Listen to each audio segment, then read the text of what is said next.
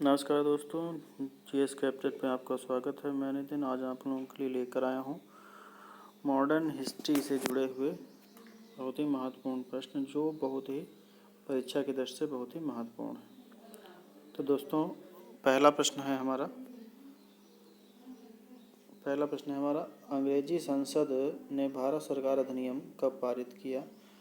भारत सरकार अधिनियम कब पारित हुआ? तो अंग्रेजी संसद में भारत सरकार अधिनियम 1858 में पारित हुआ। दोस्तों, ये 1857 की क्रांति के बाद ब्रिटिश संसद ने अब अपने यहाँ भारत की सरकार अधिनियम पारित किया, और इस समय भारत के जो गवर्नर थे वो लॉर्ड कैनिंग थे। दूसरा प्रश्न है हमारा कि भारतीय राष्ट्रीय कांग्रेस 1896 के अधिवेशन निम्नलिखित किसके लिए विख्यात था? तो दोस्तों, 1896 में भारतीय राष्ट्रीय कांग्रेस के अधिवेशन में राष्ट्रीय गीत जो हमारा वंदे मातरम है, यह पहली बार गाया गया था। दोस्तों, आगे चलते हैं, इसके बारे में और जानकारी प्राप्त करते हैं।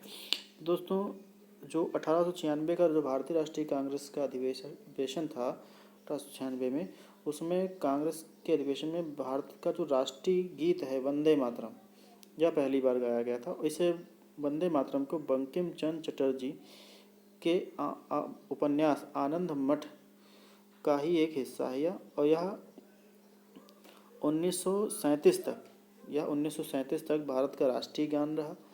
और दोस्तों, चलते हैं अपने अगले प्रश्न पर। हमारा अगला प्रश्न है कि निम्नलिखित में से किस गवर्नर जनरल को भारतीय प्रेस का मुक्तिदाता कहा जाता है? तो दोस्तों, चार्ल्स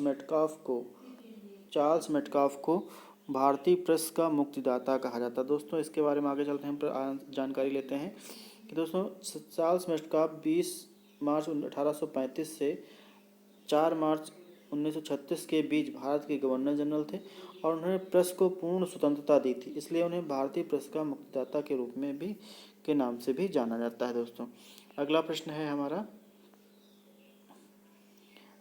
समुद्री व्यापार के संदर्भ में कारताज व्यवस्था का उपयोग किसके द्वारा किया गया था? तो दोस्तों, सबसे यह कारताज व्यवस्था पुर्तगालियों द्वारा शुरू की। तो इसके बारे में आगे पढ़ते हैं, इसका भी बताया गया है।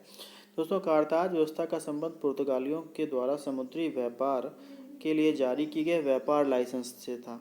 दोस्तों, 20वीं शताब्दी में अंग्रेजों के नेवी शर्ट नामक व्यवस्था शुरू की थी। उसी के तहत उसी का ही एक रूप जो है पुर्तगालियों ने कारताज व्यवस्था के रूप में शुरू किया था। दोस्तों, चलते हैं अपने अगले प्रश्न पे। पांचवा प्रश्न हमारा है सुरेंद्र नाथ बनर्जी के बारे में निम्नलिखित में से कौन सा कथन सही है?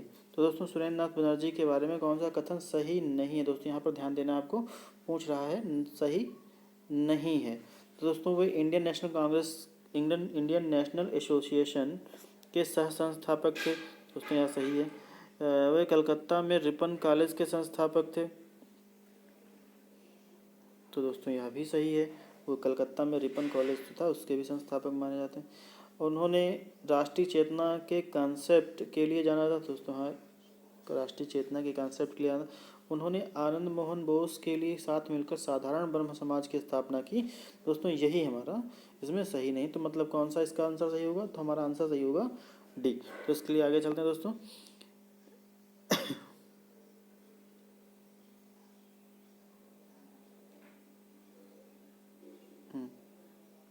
हाँ दोस्तों, जी दोस्तों, आगे चलते हैं। तो इसमें कथन क्यों गलत है? दोस्तों, यह देखते हैं कि हमारे सुरेंद्र नाथ बनर्जी ने आनंद मोहन बोस के साथ मिलकर इंडियन नेशनल एसोसिएशन की स्थापना की थी। साधारण ब्रह्म समाज की स्थापना जो है आनंद मोहन बोस, शिवनाथ शास्त्री और शिवचंद्र सेन और उमेश चंद्र दत्ता ने की थी। दोस्तों, ये हमारा प्रश्न है, इसलिए उसमें क्या था कि आनंद मोहन बोस के साथ सुरेंद्र नाथ बनर्जी ने साधारण ब्रह्म समाज की स्थापना की थी। दोस्तों, वह हमारा गलत हो रहा था। दोस्तों, आगे चलते हैं अपने छठे प्रश्न पर। हमारा छठा प्रश्न है कि स्वतंत्रता आंदोलन के दौरान रविन्द्रनाथ टैगोर ने नाइटहुड की उपाधि किस घटना के विरोध में वापस कर दी थी? तो दोस्तों, यह जलियांवाला बाग की हत्याकांड के विरोध में रविन्द्रनाथ टैगोर ने अपनी नाइटहुड की उपाधि वापस कर दी थी। दोस्तों, अब देखते हैं आगे इसके बारे में क्या है। तो दोस्तों क्या है, रविन्द्रनाथ टैगोर को 1915 में ब्रिटिश सरकार ने नाइटहुड की उपाधि दी थी, से सम्मानित किया था। अब देखते हैं कि 13 अप्रैल 1919 को जलियांवाला बाग हत्याकांड से आहत होकर उन्होंने नाइटहुड की उपाधि वापस कर दी और इस संदर्भ में उन्हें लॉर्ड चैम्सफोर्ड को पत्र भी लिखा था। दोस्तों अगला प्रश्न है हमारा, मुस्लिमों के लिए अलग मतदाता दल के लिए किस कांग्रेस अधिवेशन को जाना जाता है? तो 1916 का जो लखनऊ अधिवेशन है, इसे लखनऊ पैक्ट के नाम से, लखनऊ समझौता है, लखनऊ पैक्ट के नाम से जाना जाता है।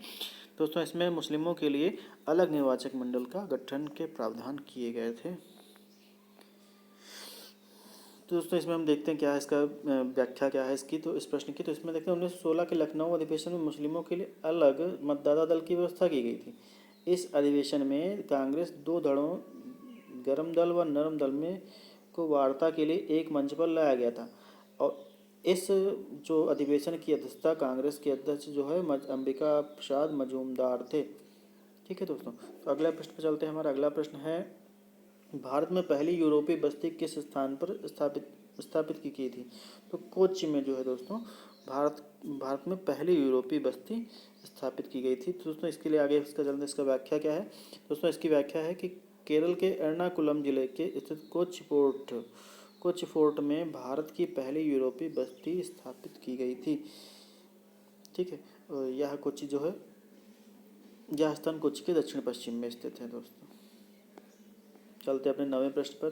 दोस्तों हमारा नवा प्रश्न है कि निम्नलिखित में से किस राज्य ने अंग्रेजों से मुक्त व्यापार करने के लिए सुनहरा फरमान जारी किया? तो दोस्तों गोलकुंडा के राज्य ने अंग्रेजों को मुक्त व्यापार करने के लिए सुनहरा फरमान जारी किया था। उसके चलते इसकी व्याख्या, हमारा ऑप्शन क्या सही होगा? हमारा सी ऑप्शन सही होगा। तो दोस्तों चलते हैं हमारा आगे क्या इसका व्याख्या है। दोस्तों क्या है, 1632 में अंग्रेजों को गोलकुंडा के साथ मुक्त व्यापार करने का सुनहरा फरमान प्राप्त हुआ। इसके लिए शुल्क 500 पैगोडा प्रतिवर्ष था। दोस्तों तो यह दोस्तों क्या था, इसका आंसर क्या होगा? हमारा सही होगा। अगला प्रश्न है, सालबाई की संधि किस युद्ध से संबंधित है? तो दोस्तों सालबाई की संधि जो है प्रथम आंग्ल मैसूर युद्ध से संबंधित है, तो जो 1782 में हुई थी।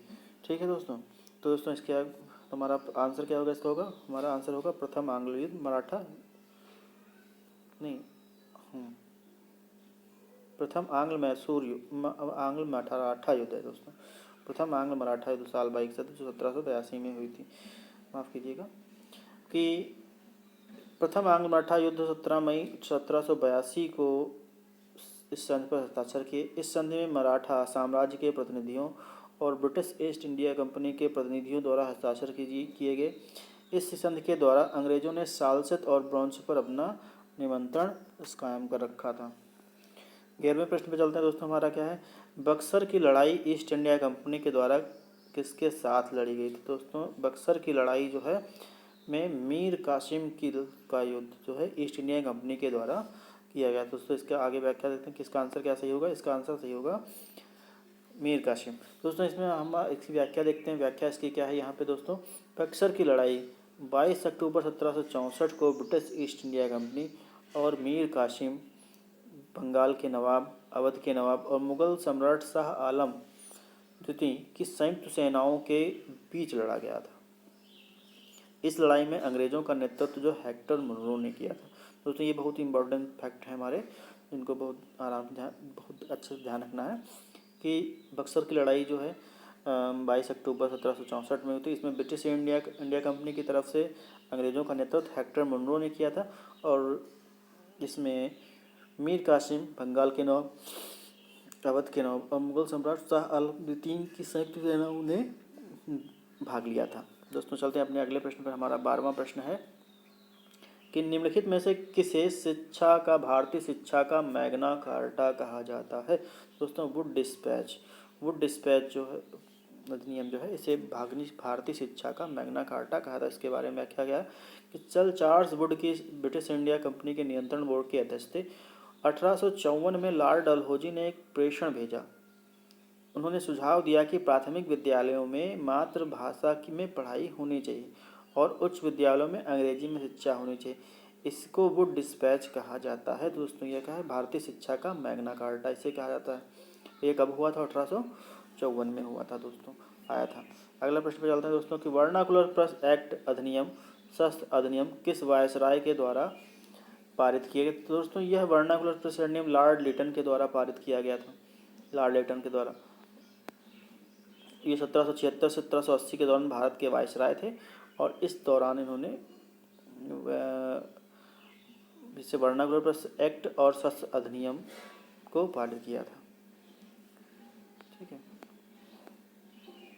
फिर अगला प्रश्न है निम्नलिखित में से किस वायसराय की हत्या उसके कार्यकाल के दौरान की गई थी? तो लॉर्ड मेयो की हत्या जो है उसके कार्यकाल के दौरान की गई थी और इसकी हत्या जो अंडमान द्वीप के पोर्ट ब्लेयर में एक निरीक्षण यात्रा के दौरान कर दी गई थी 1872 में। अगला प्रश्न है लॉर्ड रिपन ने हंटर आयोग का गठन किस लिए किया गया था?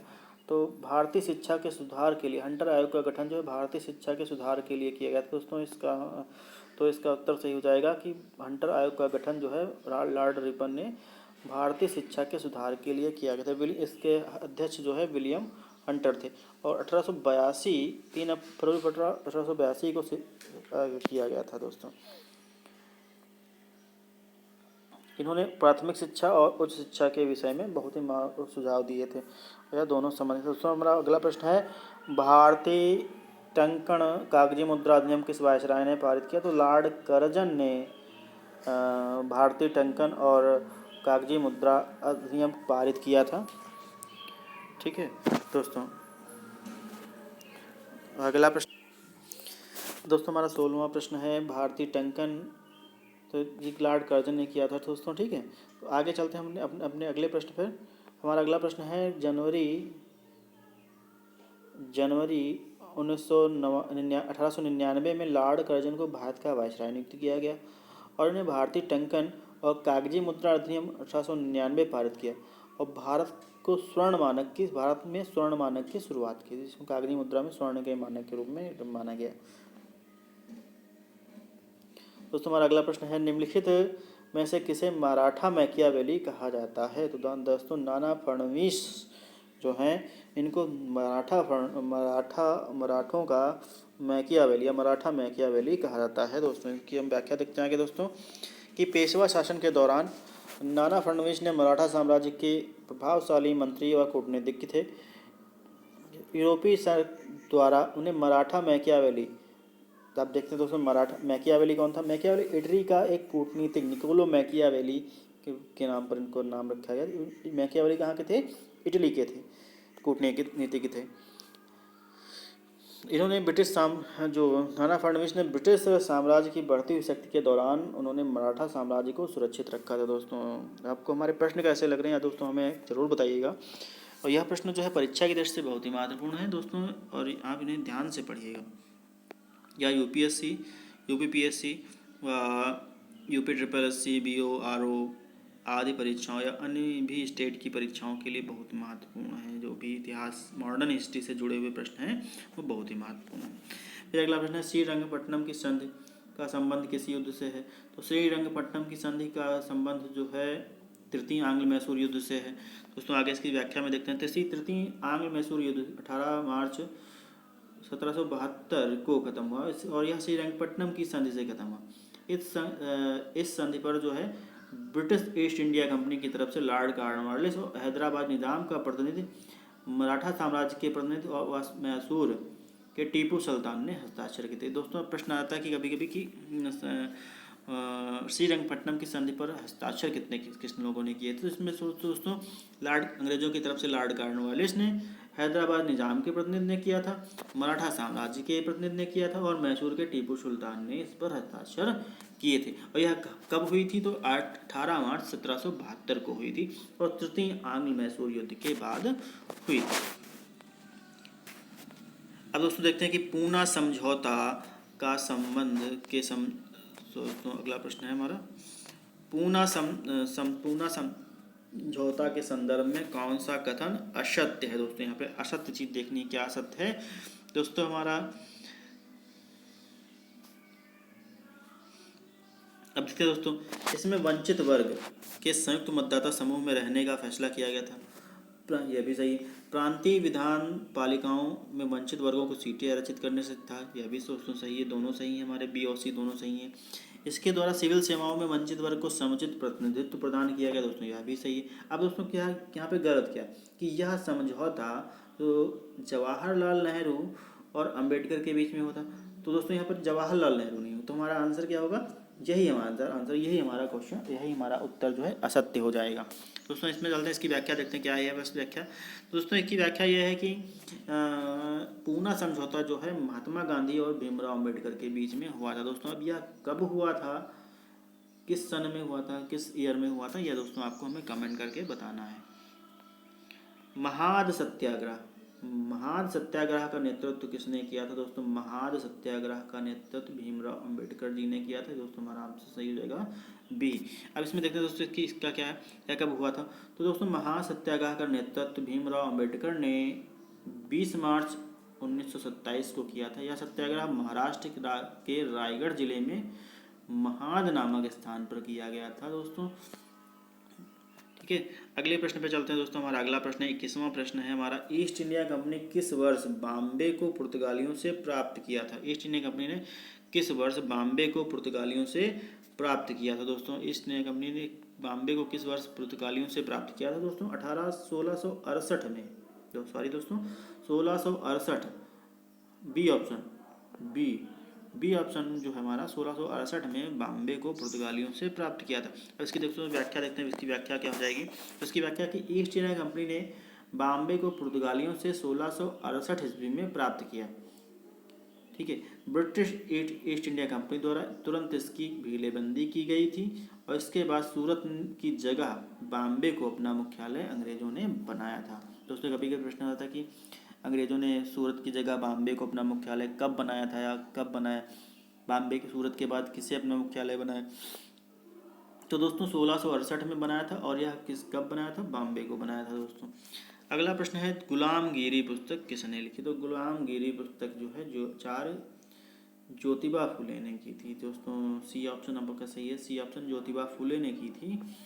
अब दोस्तों इसकी व्याख्या देखते हैं दोस्तों, जो हमारा ज्योतिबा फुले ने की थी, ज्योतिबा फुले ने 1873 में गुलामगिरी नामक पुस्तक लिखी। यह पुस्तक अमेरिका की दास प्रथा पर आधारित थी। दोस्तों कभी कभी प्रश्न आता है ज्योतिबा फुले की पुस्तक गुलामगिरी किस प्रथा पर, कहाँ की प्रथा पर आधारित, तो यह अमेरिका की दास प्रथा पर आधारित है। दोस्तों हमारा अगला प्रश्न है, रविन्द्रनाथ टैगोर को नाइटहुड की उपाधि किस वर्ष दी गई, तो 1915 में दोस्तों, 1915 में रविन्द्रनाथ टैगोर को नाइटहुड की उपाधि दी गई। तो इसकी व्याख्या देखते हैं दोस्तों, क्या हमारा रविन्द्रनाथ टैगोर को ब्रिटिश सरकार ने 1915 ईस्वी में नाइटहुड की उपाधि से सम्मानित किया और 13 अप्रैल 1919 को जलियांवाला बाग हत्याकांड से दुखी होकर उन्होंने नाइटहुड की उपाधि वापस कर दी थी। तो दोस्तों हमारा इसका आंसर क्या हो जाएगा, इसका आंसर हो जाएगा 1915। आपको यह प्रश्न बहुत अच्छे लगे तो हमें शेयर जरूर करिएगा, लाइक जरूर करिएगा। दोस्तों अगला हमारा प्रश्न है, स्वतंत्रता के समय भारतीय राष्ट्रीय कांग्रेस के अध्यक्ष कौन थे। दोस्तों स्वतंत्रता के समय भारत के 1947 में भारतीय राष्ट्रीय कांग्रेस के अध्यक्ष जो है JB कृपलानी थे। दोस्तों अब हमें आगे इसके देखते हैं कि अब JB कृपलानी हमारे जो है स्वतंत्रता के समय भारत के अध्यक्ष थे और यह जो है इनका पूरा नाम है जीवंत राम भगवान दास कृपलानी, JB कृपलानी।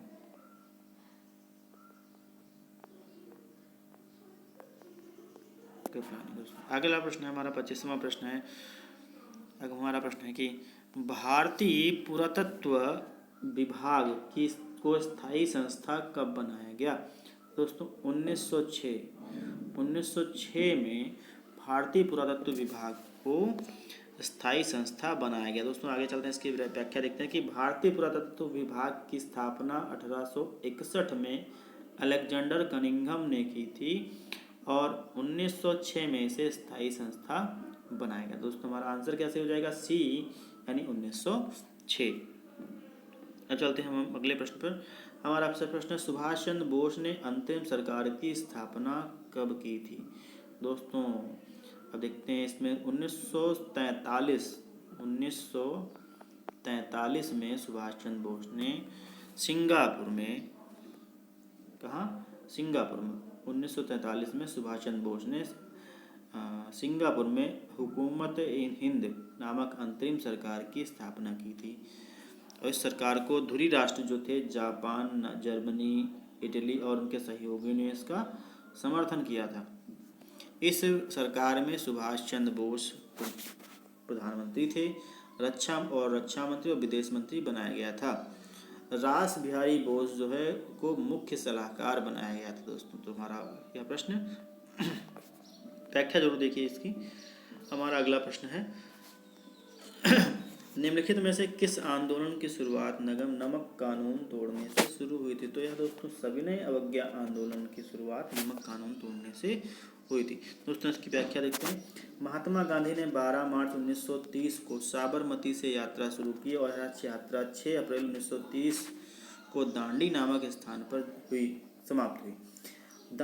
गांधी जी ने दांडी में नमक बनाकर ब्रिटिश सरकार के नमक कानून को तोड़ा और इसी के साथ सविनय अवज्ञा आंदोलन की शुरुआत हुई। दोस्तों 28वां प्रश्न है हमारा, किस समाजवादी नेता ने जेल से भागकर भारत छोड़ो आंदोलन में हिस्सा लिया था? तो दोस्तों राम मनोहर लोहिया जी ने जेल से भागकर भारत छोड़ो आंदोलन में हिस्सा लिया था।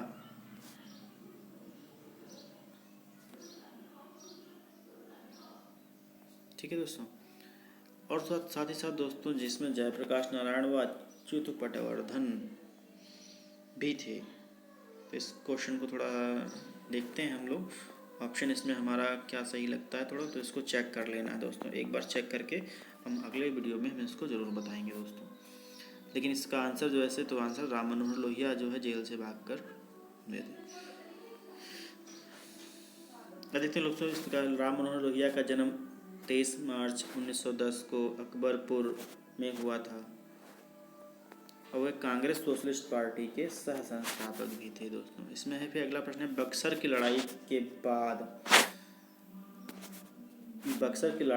बंगाल के नवाब को बंगाल के नवाब की गद्दी पर किसे बैठाया गया? तो दोस्तों बक्सर की लड़ाई के बाद जो है दोस्तों मीर जाफर, क्योंकि मीर कासिम तो युद्ध में लड़ाई था, तो इसमें मीर जाफर को उसके बाद जो है बंगाल की नवाब की गद्दी पर बैठाया गया। दोस्तों बक्सर की लड़ाई कब हुई थी? 1764 में हुई थी, इसलिए मीर जाफर जो बंगाल के नए नवाब बनेंगे। दोस्तों हमारा अगला प्रश्न और अंतिम प्रश्न है दोस्तों कि स्वदेश बांधव यहाँ पे बंधव लिखा है, बांधव होगा, बांधव की स्थापना किसने की थी? तो अश्विनी कुमार दत्ता जी ने स्वदेश बांधव की स्थापना की थी। दोस्तों हमारा इसका प्रश्न और स्वदेश बांधव समिति की स्थापना अश्विनी कुमार दत्ता जी ने की थी। इस संगठन का उद्देश्य था कि स्वदेशी उत्पादों के इस्तेमाल में वृद्धि करना व विदेशी उत्पादों का बहिष्कार करना। दोस्तों यह हमारा अंतिम प्रश्न था। और दोस्तों हमारा यह सेशन कैसा लगा आपको, यह प्रश्न आपको कैसे लगे, यह हमें ज़रूर बताएं। प्लीज़ हमारे चैनल को सब्सक्राइब जरूर करें, लाइक ज़रूर करें और शेयर करें। शेयर करने से क्या होगा कि हमारे जो प्रश्न हैं, हमारा जो प्रयास है वो ज़्यादा लोगों तक पहुंचेगा और ज़्यादा से ज़्यादा लोग इससे लाभान्वित होंगे। मैंने तो इन समय आपको थैंक यू कहता हूँ। धन्यवाद।